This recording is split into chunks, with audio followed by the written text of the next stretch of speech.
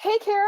Hi, how's it going? It's going good. How are you doing? Good. I'm loving what the speakers have to say. It's kind of a hard act to follow. Melissa's fantastic. I do these WEN talk events and I get to sit here and listen while y'all are speaking. And I'm just like, just pour some more into me, please. I'll just take more of that. Yes, some more of that and some more of that. So I love listening to these events. And afterwards, we chop them up and put them all out on YouTube because we're streaming live to YouTube, but we break up the individual presentations. And it's so much fun to go back and listen to them.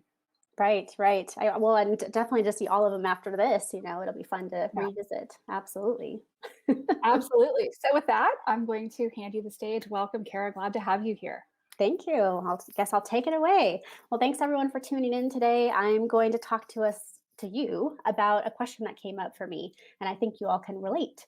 The question is, what if your work is your self-care? We're having lots of conversations about self-care and burnout and languishing and mental health crises. And as a mental health clinician myself, I know this continues to come up. So what occurred to me is the question of, what if work is your self-care? Now I want to get to you to the story of where that came from. But first, I want you to know who I am and why I'm talking about this. So in addition to being a mental health therapist, I'm a serial entrepreneur. I've struggled with perfectionism, I've struggled with workaholism, and I'm a type 3 on the Enneagram. So for a lot of you who thought the Enneagram was life-changing like I do, you're like, oh, that kind of makes sense why perfectionism and workaholism is a factor. It's one of the edges. So I want you to imagine that as I struggled with putting work first over relationships and definitely putting self-care on the back burner, that I had to learn this the hard way with my own burnout journey and recovery. But not only that, as a perfectionist, I want things to go well the first time around, which is obviously something that's been challenged with COVID and this pandemic. Lastly, as a type 3 on the Enneagram, I'm a performer. I'm a serial entrepreneur. I'm happiest when creating and doing new things. And some of you, as viewers, might relate to that as well. So that's a snapshot of me. Let's talk about this question. What if work is your self-care? I want to take you back to last fall, where I was able to, fortunately, see a bunch of other powerhouse women in a business retreat, in a safe way, of course, with the pandemic. And we were sitting there in the beautiful Colorado mountains, just very scenic, fresh air, a chance to regroup, a chance to reconnect after feeling isolated for so long. In that setting, they said, Kara, we want you to facilitate a goals exercise. I'm like, of course, this is my bread and butter. I love setting goals. I love lists. Who doesn't? So I'm sitting there preparing to present this to 6 other women and saying, how do I make this worth their while? So for those of you who've seen me talk on the WEN network before, you've heard this exercise before, which is the go lean on lists exercise. So I sat these women down and I said, I want you to think about those 6 months that we have coming up and what you want to accomplish in those 6 months. Could be personal, could be professional. All things are important. Start writing down what's coming to mind. So as we're sitting in this scenic setting, they're doing this. They're thinking about their goals for the next 6 months. From there, I challenged them. I said, okay, what are your top 10 priorities? If you're a driven professional, which many of the viewers here are, maybe you had dozens of things on this list by the time you were done. But what are the top 10 priorities? So I had them circle them, and then we went into a vulnerability exercise of saying, okay, here are my top 10. Let's share them out loud, and how can we support each other? Are we an accountability buddy? Are we holding them to some sort of measurable goal amidst that 10 priorities? So people are going around the room and sharing that, and it's wonderful, right? We're holding space for each other, we're supporting one another, and it's feeling measurable, which of course, as a type 3, I love. So then it gets to my turn. I'm excited, I'm enthusiastic, I'm like, oh my gosh, I have so many things, but here are the top 10. And I start rattling off, I want to do a TED Talk, I want to write a 3rd book, and I want to become an Amazon bestseller. That's just like the top 3. And they're like, great, great. That makes sense, Kara. You're a type 3 Enneagram. Totally makes sense. But then the question, a colleague of mine looks at me and she's like, Kara, these are wonderful. These totally make sense of who you are and what you want to do. But what's the end goal? What's the end goal of doing all these things? And I sat there and I felt my heart beating out of my chest because I was like, I don't know if I have an end goal. Nothing's coming to mind. She's looking at me expectantly and I'm like, nothing's coming up. And I started to panic. I started to feel super self-reflective, but also like on a pedestal and in front of them going, I don't know what to say. I don't know what my answer should be.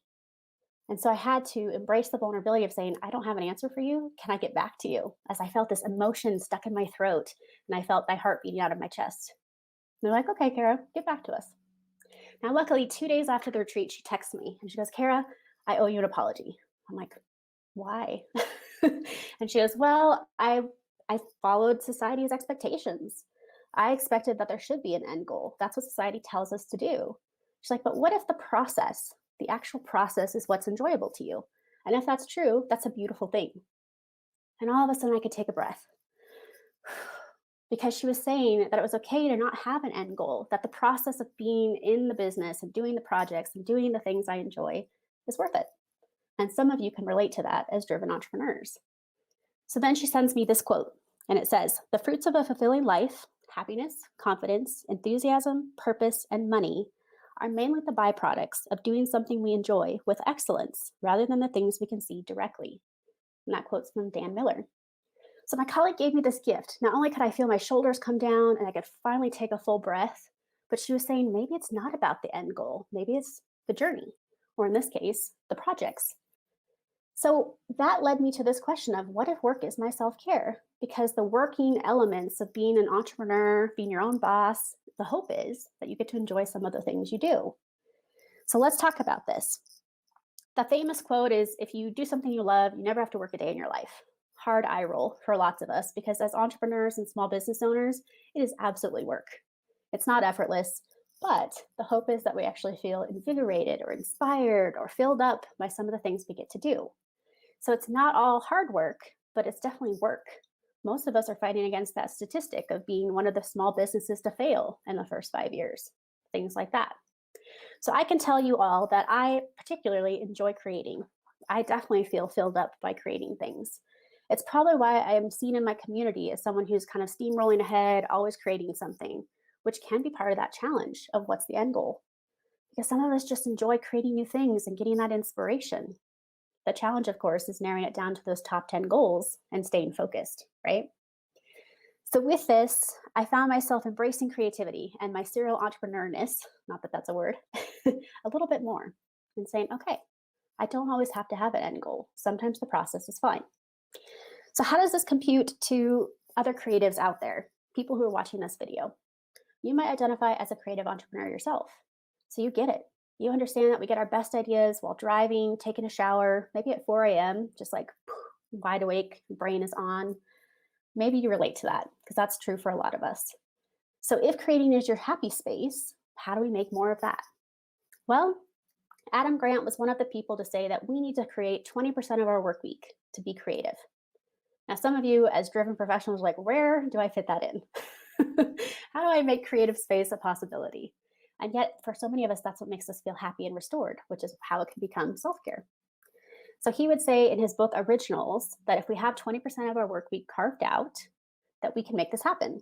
In fact, he references like Gmail was one of the things that was created by having the space to be creative. Some of these best projects that are streamlined and have made our lives better is because we've carved out time for that. So the question for this group is, where do you fit that in? Are you creative mostly in the morning because you're nice and rested? Are you creative at night and you're a night owl and you do your best work at 12, 1, 2 in the morning? Maybe you're wide awake at lunchtime and that's the best time to work on projects. So just asking yourself that question can narrow it down to make it where work can be more closely connected to self-care. Is figuring out when you're creative. Now I recognize for a lot of you that you're like, okay, this sounds good, but how do I actually put this into practice? So here's a second exercise for you to consider. If you really want to make creativity a part of your experience, you need to figure out things that need to move off your plate or have a different kind of schedule. So here's exercise number 2. Give up control. Yikes, a little hard for us control freaks, type 3s, type 1s on the Enneagram. We're like, oh, I don't want to give up control. But here's what the exercise actually looks like. I want you to think about your daily tasks. Write them down. What do you do on average every single day? What do you do on average every single week? Start writing down a column of those things in the week and a column of things in the day. Here's part 2. Now I want you to consider ranking them. On a scale of 1, completely hate it, not enjoyable at all, and 10, love this part of your business. Maybe you love the marketing, but hate the reconciliation of your billing.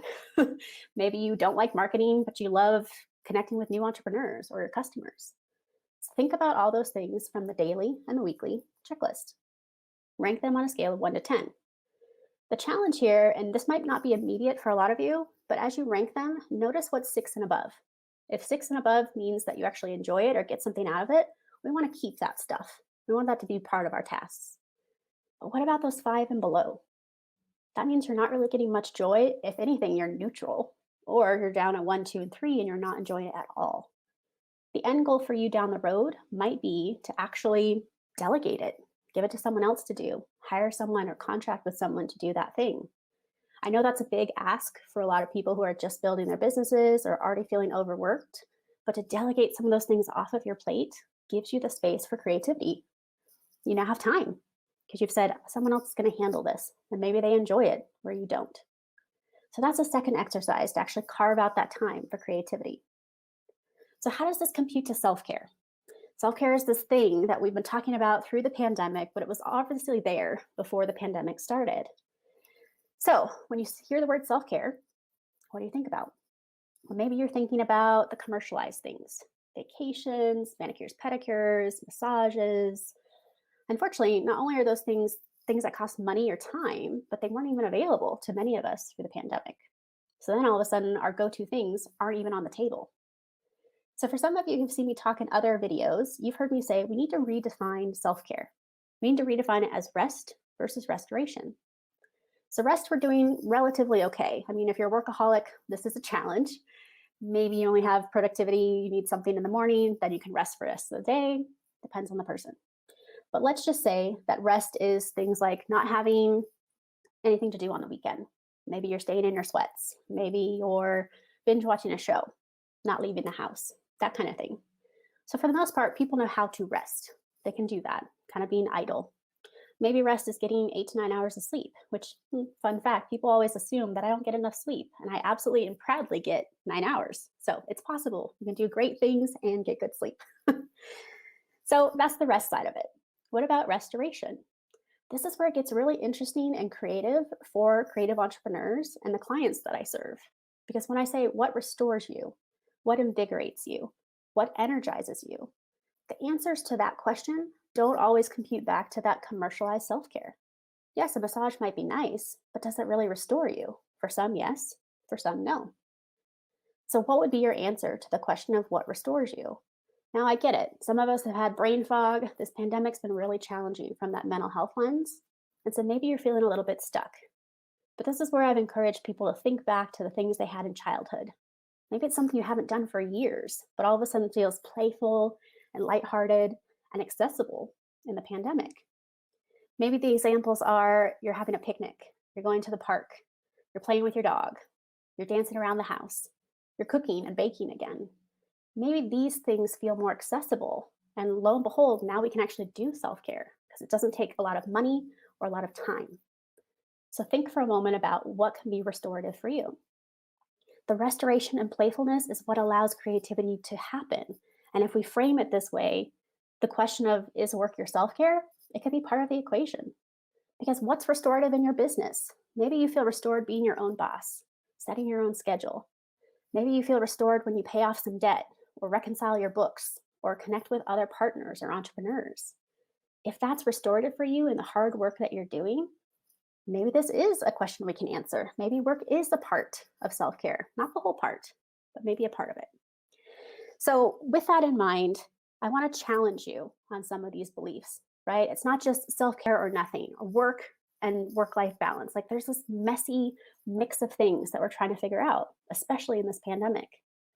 What does it look like to have work life balance, to fight off workaholism that's been part of this COVID equation the whole time?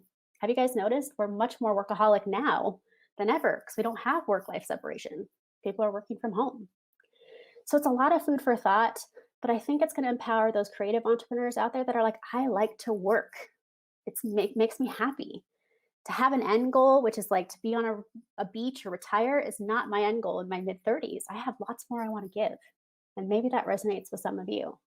So, is there a part of work that is part of your self care? I would say yes. Circling back to that quote, if you do something you love, you never work a day in your life, not true from this talk. But if you do something you love and it brings you joy and you do it with excellence, that I think we can do. And that's what I have for you guys. I hope this resonates. It totally resonates. I heard somebody, I didn't hear somebody typed to me and said, Khara's a badass. Well, thank you.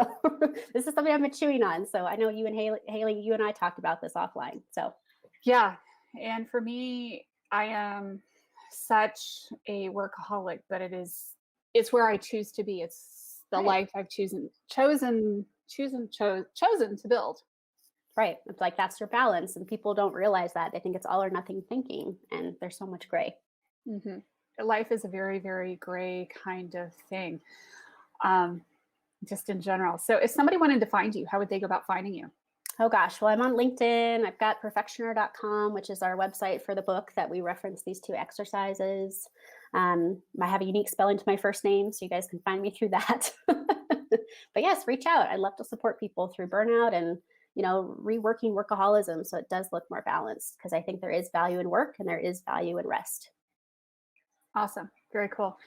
And you know, I think it's just really interesting to see that balance and work and rest and play. So, if somebody is really, really, really struggling with this idea of it's all or nothing, it's very black and white. What is the usual like first step that shows them or can kind of get them off talk them off the ledge of it's totally black or white? Yeah, I mean, I think the first thought that came up is like having them think about this from the lens of a family member or close friend and Mhm. be like, would they think this is black and white? How we know? What do they do? Or maybe someone they admire. What do they do that makes you think black and white is the answer?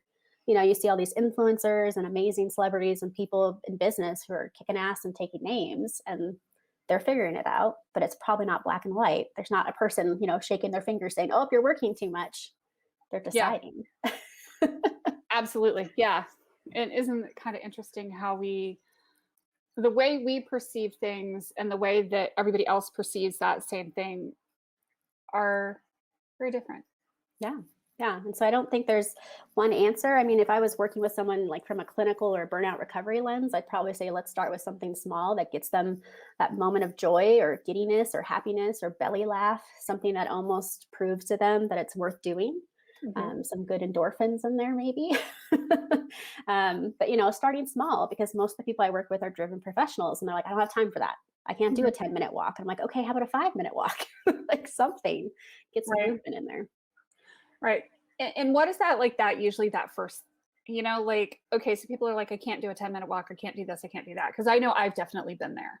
Yeah, yeah. I think my Um, favorite one right now is to say, okay, maybe you're just standing up here from the computer and you're stretching and you're just playing a song. So most songs are between 3 and 5 minutes, hopefully.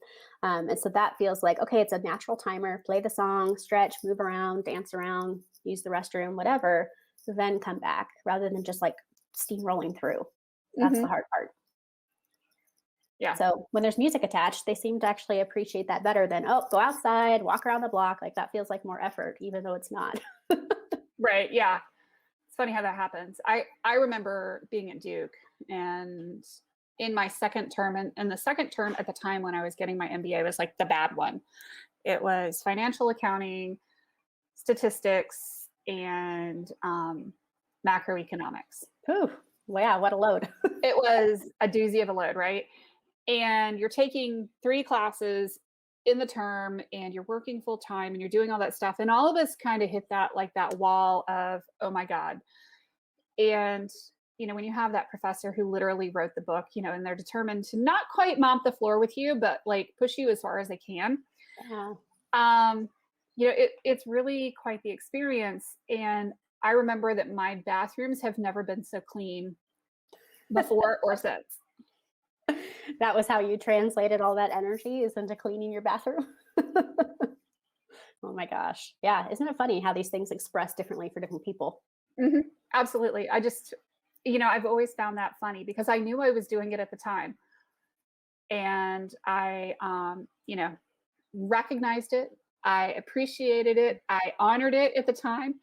I still find it mildly humorous that my bathrooms have never been so clean. Right. It was a time in your life and that time has passed. Yes. Not that I don't clean my bathrooms, but this was the get in there with the toothbrush and Mm-hmm. Yep. It's part of that giving up control, but also like, is that self-care? Is that obligation? Or if it has to be done? I have a couple of people struggling with that question of like, does this bring me joy? No, but then there's like a relief or a less anxiety if I have it clean. So Mhm. we're balancing all of that as well. Yeah, absolutely. Very cool. So people can find you at perfectioner.com. Yep, that would be it. That would be you. That is so awesome. I am so glad that you were able to join us today and take time out of your hectic and super busy, crazy schedule. So thank you so much for this. Yeah, thank you, Haley, for And, having me. it's, Khara's a badass. I heard that from somebody. So glad you're Well, thank here. you. Thank you.